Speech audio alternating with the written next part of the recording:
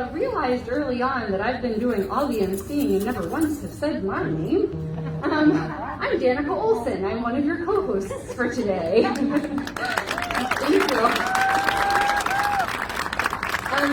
I will admit that I have been in an internal battle of whether or not I actually wanted to speak other than MC, because I realize, as I've said before, that there are so many people who have stories who don't get heard. And my story is not all that unique. As a white woman brought up in a little white bread town, I've never known the oppression that was surrounding me. I've only known my own pain and my own struggle. But I am my grandmother's granddaughter, and she started me as a political advocate young when she was telling me about how she fought to wear pants at her workplace. And although we have come very far from there, we still have far to go. So I would like to tell the story of being an assigned female at birth. Before we're even born, our genitalia is revealed, surrounded by family in their joy-filled squeals. If it's a boy, lots of blue, sports, trucks, and hunting. If it's a girl, flowers, frillies, animals, and pink bunting. Assigned female at birth, our gender norm is established. Hooray, it's a girl, playtime and socialization to begin. Boys are taught to shave, build, run, lead, and to win. Girls are taught mothering, housework, cooking, and to care, not to mention how to dress up, do our nails, makeup, and hair. Assigned female at birth, our gender role is practiced. Starting kindergarten as little girls made of sugar and covered in curls, we are taught it's okay for boys to tease us, our parents telling this to us to appease us, that their poke or their shove is a sign of love. Assigned female at birth, we're gaslit into domestic abuse. Throughout grade school, thank you, yes. Throughout grade school, a new pattern arises. We now compete for attention, and good behavior earns prizes. Girls are conditioned to be quiet, small, and pure, while boys will be boys is the phrase that endures.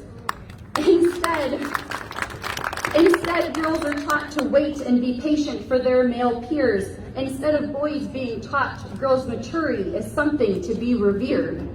Assigned female at birth, we are taught double standards. As if school isn't hard enough, family is harder. Our schools try, but our parents are meant to be smarter. Yet we're told to change when our creepy uncle comes round, and told to hug whomever asks without making a sound. Instead of protecting us, teaching consent and how to say no, we're taught that love means no boundaries or any say-so.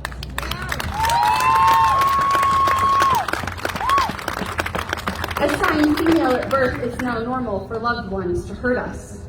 Puberty brings about something new all AFABs do, yet something we don't talk about and we're told not to. If we're lucky to get a talk from our mother, but occasionally it's a teacher, health class, or other. Yet our cycle remains a mystery with incorrect information, often until we're infertile, seeking artificial insemination. Assigned female at birth, we're left not understanding our own bodies. As if it weren't enough to not understand your flow, there's plenty of other information left out you should know. Sex ed leaves out actual reproductive information and consent. Fear tactics surrounding STIs and unplanned pregnancies. Not being taught ovulation and safe sex ensures that is the legacy. Assigned female at birth, we are taught our value and safety are in our virginity. Through this sexual intention and teenager anger, we're taught that our shoulders now present a new kind of danger, that we have an ability to control the minds of men and distract them from schools, causing sin by our skin. Assigned female at birth, we're taught to hide and be ashamed of our bodies. Social media and marketing teach us additional shame, preaching that skinny is everything and obesity is lame, while Eurocentric beauty standards ignore all ethnic beauty, unless we're sexualizing Black women for their booty. Assigned female at birth, fat phobia and racial fetishes are the norm. Sometimes we have self-love days and we feel pretty good and we finally see ourselves as we actually should. And we share selfies on social media and dance on videos only to have them critiqued and to be called hoes. We're again told we're responsible for men's thoughts, and if we don't like catcalling, then we should just stop.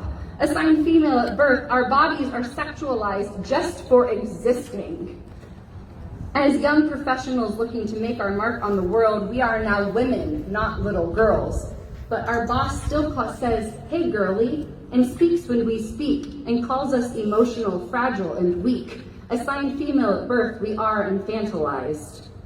While on the subject of bosses, we might as well count our losses. We know we are often harassed, overworked, and underpaid, our merits being rumored only to those empowered who we probably laid.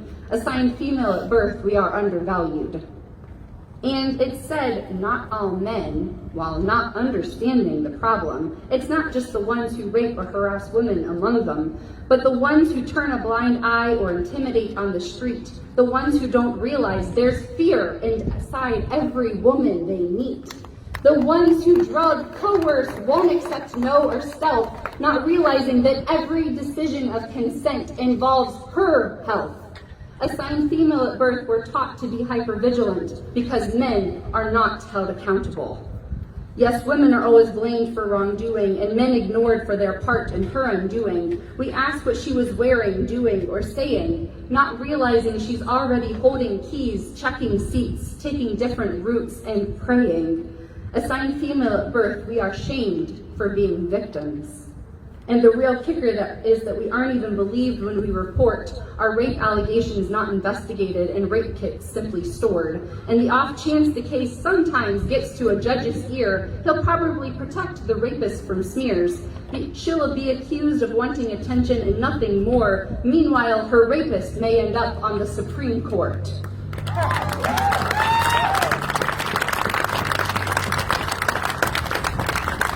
Assigned female at birth, we're taught that reporting means nothing. This constant denial of human sexual needs leads to a bigger issue that no one could see, like sexualizing chest feeding and telling mothers to cover without realizing a breast is essentially an udder. Assigned female at birth, we are treated as sex objects and nothing more. But there's so much more that's left out of public view, horrifying truths that are nothing new, like pelvic stands without consent that are considered legal, still being performed, or leaving women out of clinical trials being the norm, being denied medical services like hysterectomies and IUD, all because some believe in a deity, or insurances claiming our medical needs are invalid, while the little blue pills are covered so penises aren't flaccid. Assigned female at birth, we have no control over our health. Abortion is one such medical necessity being ignored, not just in cases of being reckless, not ready, or poor, but sometimes when that baby is actually expected, an anomaly that prevents life is detected. And a miscarriage may happen, and now a mother can't grieve because she's being investigated for deeds no one can believe. Assigned female at birth, we're criminalized for misfortune. And finally, we get to the one thing pro-forced birthers live for, the chance for a baby. She has given her body and more. She's judged if she's worked, and she's judged if she stays home, and heaven forbid she asks for help from the government alone. And once she's done having babies and her sexual advantage used, she's ignored, left to age, made invisible is the new kind of new. Assigned female at birth, we're made to feel alone and invisible. And this is only the perspective of this cisgender white female. There's so many other marginalized groups that we fail. If we step out of our box identifying as transgender, gender fluid, non-binary et al., we're made to feel other, eccentric, difficult, or small. And if we challenge our monogamous hetero norms, we're demonized, therapized, and told we shouldn't be born. And if we wear the beauty of ethnic and native genes, we know colonization and white supremacy will cause violence using any means. There are more punished by our system than cared for, and it's time we organize, vote, and show these white male cis heteronormative theocracy the door. Rise up together and break these chains because we deserve better than exploitation, violence, and shame. We deserve acceptance, protection, and equality, not just for some, but for all humanity. And that's what pro-life looks like.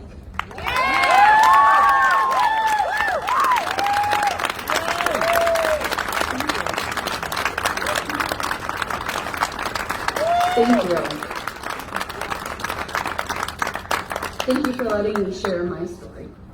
Thank you for sharing. And now, our last